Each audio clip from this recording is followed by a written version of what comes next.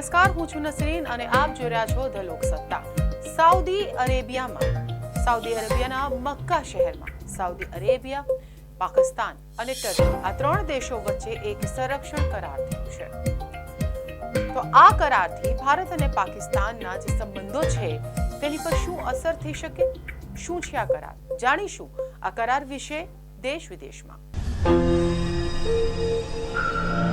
તો સાઉદી અરેબિયાના મક્કા શહેરમાં સાઉદી અરેબિયા, પાકિસ્તાન અને ટર્કી વચ્ચે એક સંરક્ષણ કરાર થયો છે, જેમાં ભારત અને પાકિસ્તાન વચ્ચે જો યુદ્ધ થાય તો શું આ બંને દેશો એટલે કે સાઉદી અરેબિયા અને ટર્કી પાકિસ્તાનને ટેકો આપશે? કેમ કે આ કરાર મુજબ કંઈક આવું જ જાણવા મળી રહ્યું છે. ભારત ઓપરેશન સિંદૂર જેવી કાર્યવાહી કરે તો શું ટર્કી અને સાઉદી અરેબિયા પાકિસ્તાનને ટેકો આપશે?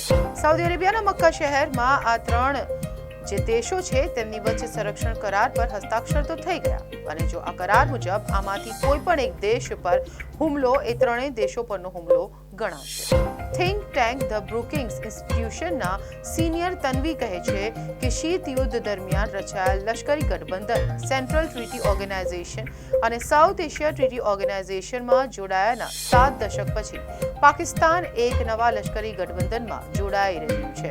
તેમણે કહ્યું કે સીટોની કલમ 4માં પરસ્પર રક્ષા કરવાની જોગવાઈ હતી, જો કે અમેરિકાએ કેટલીક શરતો પણ મૂકી હતી, જેમ કે ભારત પાકિસ્તાન સંઘર્ષની સ્થિતિમાં અમેરિકા દૂર રહે.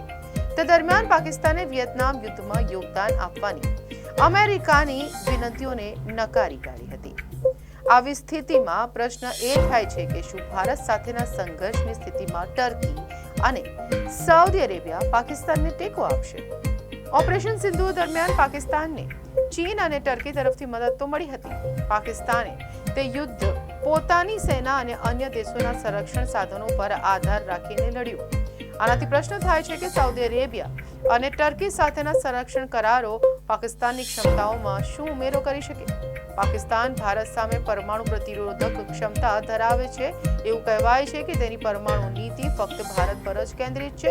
મક્કા કરાર આ સમીકરણને નથી બદલતો, અને આ કરાર એ ટેકો પૂરો પાડે છે કે જેણે સિંદૂરની પરિસ્થિતિ દરમિયાન પાકિસ્તાનને લશ્કરી સહાય કેવી રીતે મળી અને આંતરરાષ્ટ્રીય સ્તરે તેની સ્થિતિ કેવી રીતે રજૂ કરવામાં આવી તે નક્કી કરવામાં ભૂમિકા ભજવી હતી. તો જેવી રીતે આપણે જોયું કે આ ત્રણ દેશોમાંથી એક પણ દેશ પર જો હુમલો કરવામાં આવે તો ત્રણેય દેશ પર હુમલો કરાયો તેમ ગણાય.